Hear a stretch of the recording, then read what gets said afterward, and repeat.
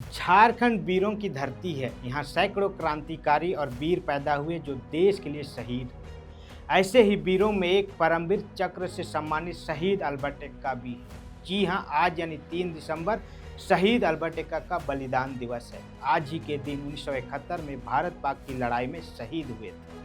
आज जब भी देश में महान शहीदों की लिस्ट देखी जाती है तो उन लिस्टों में प्रथम श्रेणी के शहीदों में अल्बर्ट एक्का का नाम भी आता है, जिन्होंने 20 साल की उम्र से अपनी बुद्धि और बहादुरी का परचम लहराते हुए 1962 के भारत चीन युद्ध में भाग लिया और 1971 के भारत पाकिस्तान युद्ध में वीरगति को प्राप्त किया।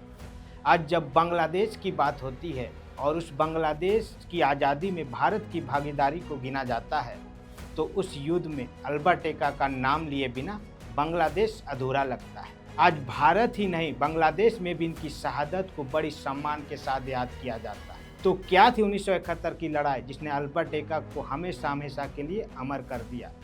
आइए इतिहास के कुछ पुराने पन्नों को पलटते हैं। जोहार, मैं हूं गोविंद टोप्पो और आप देख रहे हैं लोकतंत्र 19। 3 दिसंबर की वह शाम जब युद्ध की शुरुआत हुई ही थी कि एक खबर ने लोगों को विचलित कर दिया। वह खबर थी अल्बर्ट एक्का की मौत। लोग समझ नहीं पा रहे थे कि यह सब कैसे हुआ। अभी तो लड़ाई शुरू ही हुई थी।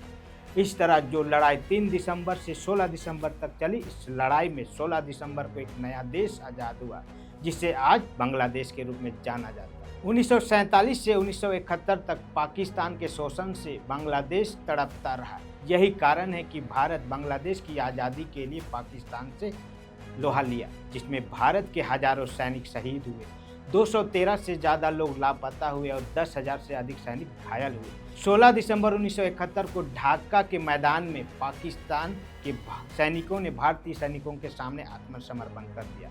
इस तरह यह युद्ध समाप्त हुआ। इधर बलिदान के 44 साल बाद अल्बर्ट एक्का की मिट्टी उनके गांव लाई गई। अल्बर्ट 14 गार्ड्स के लांस नायक थे। उनकी तैनाती गंगा सागर में की गई थी।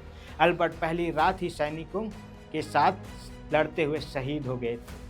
अल्बर्ट एक्का की याद में gazette of India notification number 7 press 72 में लिखा गया है, पूर्वी सीमा पर गंगा सागर में दुश्मन के सुरक्षा ठिकाना पर हमला करने की भारत की योजना थी। सुरक्षा गार्ड ब्रिगेड की बटालियन में लेफ्ट फॉरवर्ड की कंपनी में लांस नायक अल्बर्ट एक्का तैनात थे। जहां भारत को धावा बोलना था, वह दुश्मन का एक मजबूत गढ़ था। भारत की फौज को बमबारी के साथ गोलियों की भारी बौछार का भी सामना करना पड़ रहा था। फिर भी उनके सिपाही आगे बढ़कर आमने सामने मुठभेड़ कर रहे थे। ऐसे में अल्बर्ट ने देखा कि दुश्मन की ओर से लाइट मशीन गन से होने वाली गोलाबारी ज़्यादा नुकसान पहुंचा रही है। यह देखकर वह अपनी जान की परवाह किए बिना दुश्मन के उस बंकर पर धावा बोला, दुश्मन की 2 जवानों को मार गिराया। इस तरह से लाइट मशीन गन का कहर को खामोश कर दिया। इस काम को निभाने तक अल्बर्ट एक्का काफ़ी घायल हो गए थे। फिर भी उन्होंने खुद को युद्ध से परे नहीं किया और अपने साथियों के साथ शामिल होकर गोलियां बरसाते रहे। उनका लक्ष्य दूर था, लेकिन एक के बाद एक बड़ी बहादुरी से बंकर पार करते जा रहे थे। इस तरह बहादुरी के साथ लड़ते लड़ते अल्बर्ट एक्का गंभीर रूप से घायल हो गया। इसके बावजूद दुश्मन की भीषण गोलाबारी के बीच बिना अपनी सुरक्षा का ख्याल किए अपना करिश्मा दिखाया। अल्बर्ट जमीन पर रहते हुए गढ़ तक गया, दुश्मनों के बनाए बंकर में बम फेंक दिया। अल्बर्ट के इस निशाने से दुश्मन का कई सिपाही मारे गए। वह पूरी तरह घायल हुआ। मीडियम मशीन गन से फिर भी गोलियां चलती रही। अंत में वे बुरी तरह से जख्मी होने के बाद मौत की गोद में समा गए।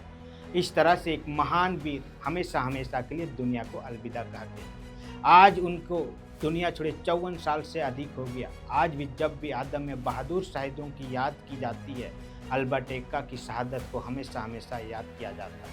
आज उनकी पुण्यतिथि पर लोकतंत्र 19 परिवार उन्हें कोटि कोटि नमन और श्रद्धांजलि अर्पित करता है। जोहार।